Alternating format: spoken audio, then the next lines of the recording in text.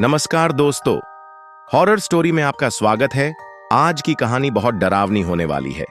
कहानी में आगे बढ़ने से पहले अगर आप इस चैनल पर नए हैं तो हमें सब्सक्राइब जरूर करें। चलिए कहानी की शुरुआत करते हैं। रात के करीब 2 बजे थे। हाईवे नंबर 66 वीरान पड़ा था। चारों ओर सन्नाटा था। बस कभी कभी कोई ट्रक या कार गुजरती तो टायरों की आवाज सुनाई देती। सूरज, एक ट्रक ड्राइवर, अपनी पुरानी लेकिन मजबूत ट्रक लेकर दिल्ली से जयपुर जा रहा था। वह पिछले 10 सालों से इसी हाईवे पर ट्रक चला रहा था, लेकिन आज की रात कुछ अलग लग रही थी। उसने सिगरेट सुलगाई और रेडियो ऑन कर दिया, लेकिन रेडियो में बस अजीब सी सरसराहट हो रही थी, जैसे कोई फुसफुसा रहा हो। उसने रेडियो बंद कर दिया और खिड़की से बाहर देखने लगा। सड़क किनारे दूर दूर तक सिर्फ घना जंगल और अंधेरा था। तभी उसकी नजर आगे चलते एक ट्रक पर पड़ी। वह ट्रक बहुत ही अजीब था। पुराना, जंग लगा हुआ और उसकी लाल टेल लाइट किसी शैतानी आंखों की तरह चमक रही थी। सूरज ने अपना ट्रक उसकी बगल में लाने की कोशिश की, लेकिन जैसे ही वह नजदीक पहुंचा, ट्रक और तेज हो गया। अब उसे थोड़ा अजीब लगने लगा था। वह ट्रक के पीछे पीछे चलने लगा। तभी अचानक वह ट्रक हवा में गायब हो गया। सूरज ने झटके से ब्रेक मारा। उसका दिल जोर जोर से धड़क रहा था। कुछ देर तक वह वहीं रुका रहा। फिर उसने सोचा कि शायद यह उसका वहम था, लेकिन तभी पीछे से किसी ने उसके ट्रक के दरवाजे पर जोर से दस्तक दी। उसका खून जम गया। इतनी रात को इस सुनसान जगह पर कौन हो सकता है? उसने धीरे धीरे खिड़की से बाहर झांका, लेकिन बाहर कोई नहीं था। तभी अचानक ट्रक का इंजन अपने आप स्टार्ट हो गया और गियर खुद ब खुद लग गए। ट्रक बहुत तेजी से आगे बढ़ने लगा। सूरज ने ब्रेक लगाने की कोशिश की, लेकिन ब्रेक फेल हो गए थे। ट्रक 100, 120, 140 की स्पीड से दौड़ रहा था। सामने एक पुल आ रहा था और सूरज जानता था कि अगर ट्रक ऐसे ही चलता रहा तो वह पुल से नीचे गिर जाएगा। उसने हिम्मत जुटाई और ट्रक से कूदने की कोशिश की, लेकिन जैसे ही उसने दरवाजा खोला, कोई अदृश्य ताकत ने उसे पीछे खींच लिया। अब सूरज की चीखें पूरे ट्रक में गूंज रही थीं। अचानक उसे ट्रक के शीशे में कुछ दिखा। वही भूतिया ट्रक जो उसने पहले देखा था, अब उसके ठीक पीछे था। ट्रक के अंदर कोई बैठा था, काला धुंधला साया जिसकी लाल चमकती आंखें सूरज को घूर रही थीं। अचानक सूरज का ट्रक खुद ब खुद रुक गया। वह कांपते हुए नीचे उतरा, लेकिन जैसे ही उसने पीछे मुड़कर देखा, वह भूतिया ट्रक फिर से गायब हो चुका था। उसके बाद सूरज ने कभी भी उस रास्ते पर ट्रक नहीं चलाया। आज भी हाईवे नंबर 66 पर रात के समय कई ट्रक ड्राइवरों ने उस रहस्यमयी ट्रक को देखने का दावा किया है। कुछ का कहना है कि वह ट्रक उस ड्राइवर का है जो कई साल पहले इसी रास्ते पर दुर्घटना में मारा गया था, और अब वह अपनी अधूरी यात्रा पूरी करने के लिए हर रात इस हाईवे पर भटकता रहता है। सूरज को उस घटना के बाद कई हफ्ते तक डरावने सपने आते रहे। हर रात वही लाल आंखों वाला भूतिया ट्रक और उसकी खौफनाक रफ्तार उसके सपनों में गूंजती रहती। उसने तय किया कि अब वह कभी भी हाईवे पर नहीं जाएगा, लेकिन किस्मत को कुछ और ही मंजूर था। कुछ महीनों बाद जब सूरज पैसों की तंगी से जूझ रहा था, तब उसके मालिक ने उसे एक जरूरी डिलीवरी के लिए मजबूर किया। गुड़गांव से उदयपुर की एक ट्रिप, और रास्ता वही हाईवे सड़क 60 सूरज को अनमने मन से मानना पड़ा।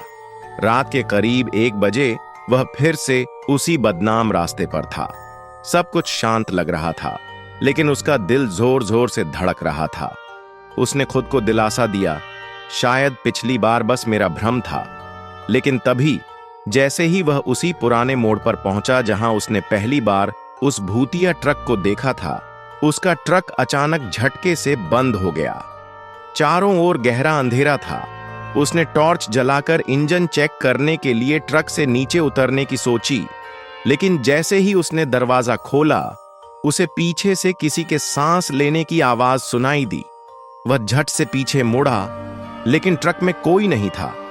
पर जैसे ही उसने शीशे में देखा, उसे अपनी ही सीट पर एक परछाई बैठी दिखाई दी, काली आकृति जिसकी आंखें लाल अंगारों की तरह जल रही थीं। सूरज का कलेजा मुंह को आ गया, उसके हाथ पैर ठंडे पड़ गए। वह दरवाजा बंद कर ट्रक से बाहर कूदने ही वाला था कि अचानक ट्रक के सारे दरवाजे अपने आप लॉक हो गए। इंजन बिना किसी वजह के दोबारा स्टार्ट हो गया और ट्रक फिर से अपनी तेज रफ्तार में दौड़ने लगा। अब सूरज की चीखें पूरे ट्रक में गूंज रही थीं। उसने हैंड ब्रेक खींचने की कोशिश की, लेकिन ट्रक के सारे कंट्रोल फेल हो चुके थे। वह पागलों की तरह हॉर्न बजाने लगा, लेकिन कोई सुनने वाला नहीं था। ट्रक 150 की स्पीड से अंधेरे हाईवे पर दौड़ रहा था और फिर अचानक सामने वही पुराना जंग लगा ट्रक प्रकट हुआ। वह भी उतनी ही तेज रफ्तार से सूरज की तरफ बढ़ रहा था। सूरज को लगा कि अब उसका आखिरी वक्त आ गया है। उसने आंखें बंद कर लीं और जोर से चिल्लाया, लेकिन जब उसने आंखें खोलीं तो वह किसी और ही जगह था। सूरज अब एक वीरान सड़क के किनारे पड़ा हुआ था। उसका ट्रक गायब था। पास ही एक पुराना टूटा फूटा बोर्ड पड़ा था जिस पर लिखा था, सावधान, यह स्थान खतरनाक है, यहां कई रहस्यमयी दुर्घटनाएं हो चुकी हैं। उसके बाद सूरज कभी ट्रक नहीं चला पाया। आज भी जो भी ड्राइवर उस हाईवे से गुजरता है, अगर वह रात के 2 बजे उस मोड़ के पास होता है तो उसे वह भूतिया ट्रक जरूर दिखाई देता है, और कई तो वहां से कभी लौट कर नहीं आते। सूरज की आंखें खुलीं तो उसने खुद को एक सुनसान सड़क के किनारे पड़ा पाया।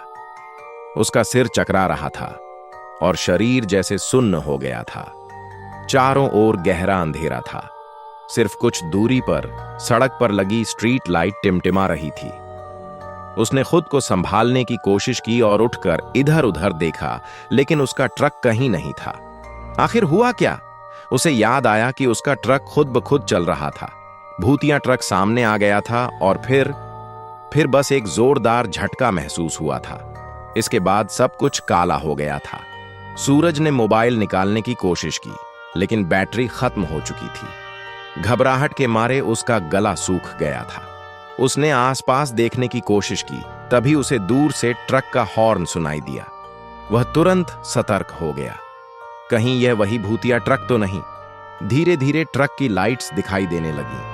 सूरज कांप उठा। उसने सोचा कि कहीं छिप जाए, लेकिन तभी उसने महसूस किया कि ट्रक उसके पास नहीं आ रहा था। वह तो दूर एक पुरानी टूटी फूटी ढाबे जैसी जगह के पास खड़ा था। हिम्मत जुटाकर सूरज वहां तक पहुंचा। ट्रक वहां खड़ा था, लेकिन कोई ड्राइवर नहीं था। ट्रक पुराना था, उस पर जंग लगी हुई थी और नंबर प्लेट पर कोई अंक नहीं थे। सूरज ने जैसे ही ट्रक के अंदर झांकने की कोशिश की, ट्रक का दरवाजा अपने आप जोर से बंद हो गया। अचानक ढाबे के अंदर से एक बूढ़ा आदमी बाहर आया। उसके चेहरे पर चिंता थी। तू बच गया बेटा? बूढ़े ने कहा।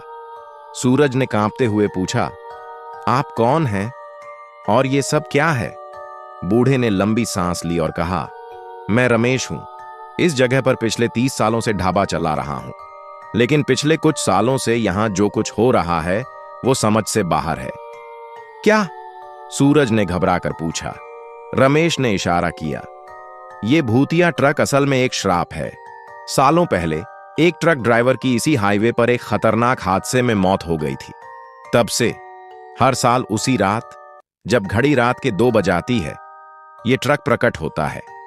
जो भी इसे देखता है या तो गायब हो जाता है या फिर जिंदगी भर डर में जीता है।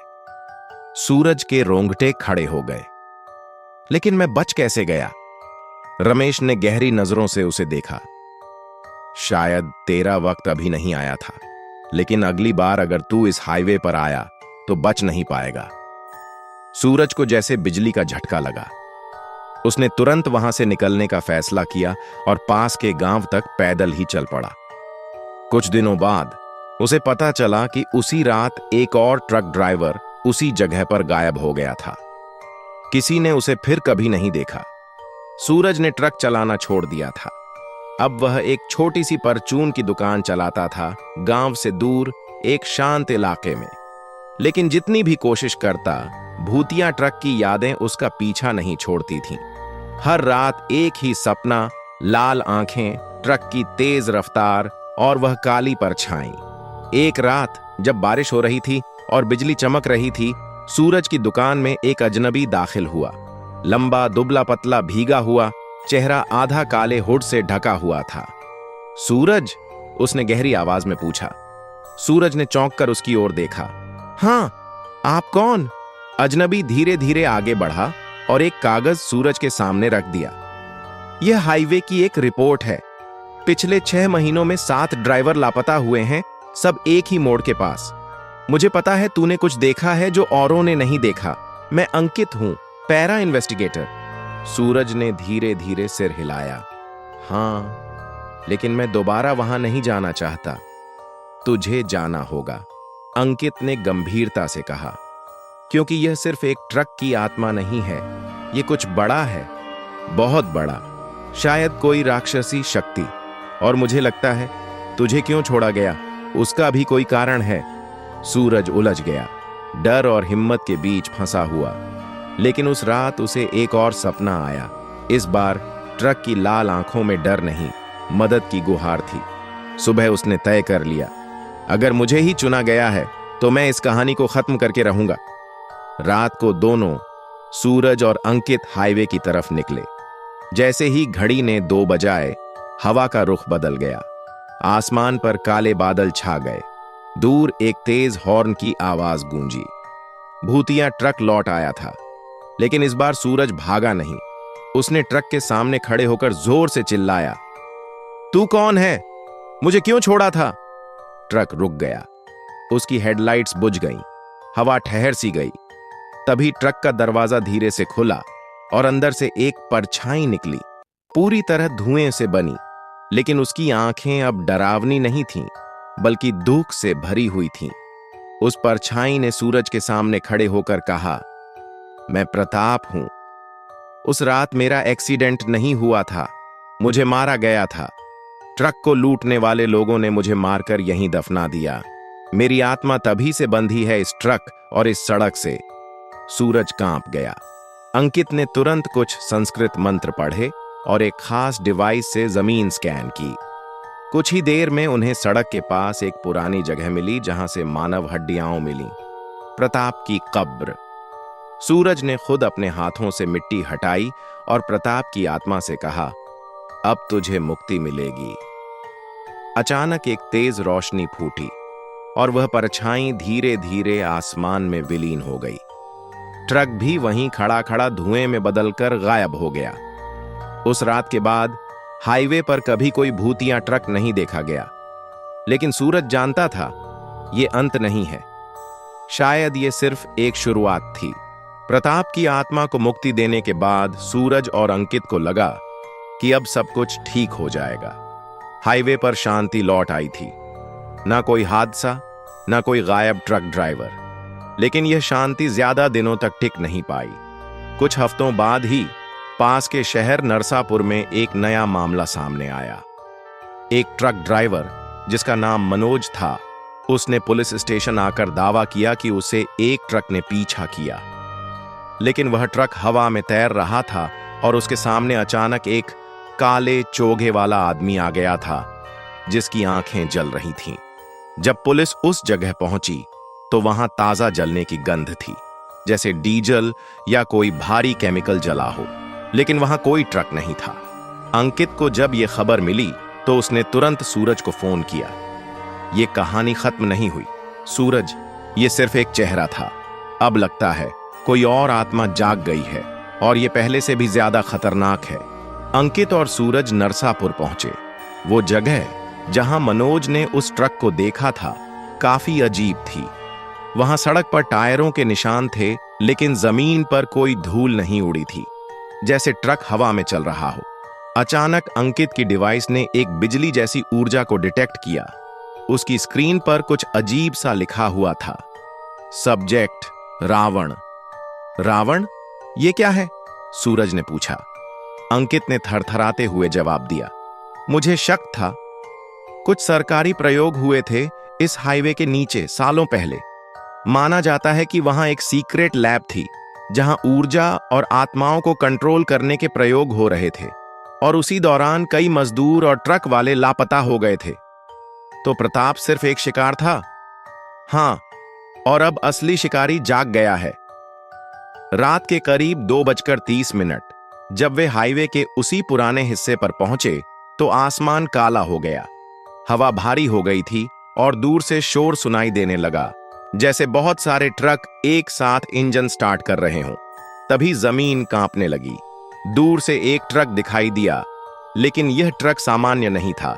यह लोहे की जंजीरों से बना, धुएं से घिरा, और उसके फ्रंट पर एक चेहरा उकेरा था, रावण का। 10 आंखें जलती हुई, हर दिशा में घूरती हुई।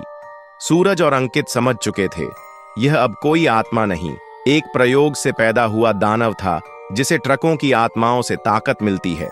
अंकित ने कहा, हमें इसका मूल स्रोत खत्म करना होगा, वो सीक्रेट लैब। लेकिन सवाल था, वो लैब कहां है, और क्या वे दोनों उसे खोजने के बाद जिंदा लौट पाएंगे? सूरज और अंकित दोनों जान चुके थे कि जिस बुराई से वे अब लड़ रहे थे वो किसी भटकी आत्मा से कहीं ज्यादा खतरनाक थी। यह एक साइंटिफिक एक्सपेरिमेंट था जो अब नियंत्रण से बाहर हो चुका था। एक ऐसी आत्मा जो मशीनों से बंधी थी, और हर ट्रक जो उस हाईवे से गुजरता वह उसकी ऊर्जा से और शक्तिशाली हो जाती। अंकित को एक पुरानी सरकारी रिपोर्ट मिली थी। उसमें दर्ज था कि हाईवे के ठीक नीचे एक गुप्त सुरंग है। एक समय यहां प्रोजेक्ट रावाना चलाया गया था, जिसका उद्देश्य था मानव आत्मा को ऊर्जा में बदलना और मशीन से जोड़ना। लेकिन प्रयोग असफल रहा और पूरा प्रोजेक्ट बंद कर दिया गया। कागजों में हकीकत में वो आत्मा, जिसे सब्जेक्ट R66 कहा गया था, मर नहीं पाई। वह वहीं किसी ट्रक ड्राइवर के शरीर में बस गई और फिर एक एक करके कई आत्माओं को निगलने लगी। सूरज और अंकित ने सुरंग का दरवाजा खोला। एक पुराना लोहे का गेट जिस पर वार्निंग लिखा था, एंट्री मीन्स डेथ। वे अंदर गए और सीढ़ियां उन्हें 60 फीट नीचे एक अंधेरे कक्ष में ले गईं, जहां जंग लगे कंट्रोल पैनल और टूटी मशीनें थीं। लेकिन वहां एक चीज चालू थी, एक ऊर्जा का गोला जो हवा में तैर रहा था, और उसमें से आवाजें आ रही थीं, कई ड्राइवरों की चीखें और एक भयानक हंसी। तुमने मुझे जगाया है, अब मैं हर ट्रक में रहूंगा, हर इंजन मेरी सांस होगी, हर हॉर्न मेरी पुकार। अंकित ने सूरज की तरफ देखा और बोला, अब वक्त है उस डिवाइस को एक्टिव करने का। अंकित ने एक विशेष ईएम पल्स जनरेटर निकाला, जिसे आत्मा और मशीन के बीच के कनेक्शन को तोड़ने के लिए बनाया गया था। जैसे ही डिवाइस चालू हुई, सुरंग कांपने लगी। ऊर्जा का गोला चिल्लाया, नहीं, मैं अधूरा रह गया, मैं अमर हूं। लेकिन सूरज ने डिवाइस की पावर को फुल मोड पर करते हुए कहा, तू नहीं, तेरा अंत यहीं है। एक जोरदार विस्फोट हुआ। अंत या शुरुआत? जब सूरज को होश आया, वह जमीन पर पड़ा था। सुरंग अब गिर चुकी थी। अंकित बुरी तरह घायल था, लेकिन जिंदा था। ऊर्जा का गोला गायब था। आसपास कोई हॉर्न, कोई ट्रक की आहट नहीं थी। रावण 66 खत्म हो चुका था। दोस्तों, अगर आपको कहानी थोड़ी सी भी पसंद आई हो तो हमें लाइक और कमेंट करके जरूर बताएं। धन्यवाद।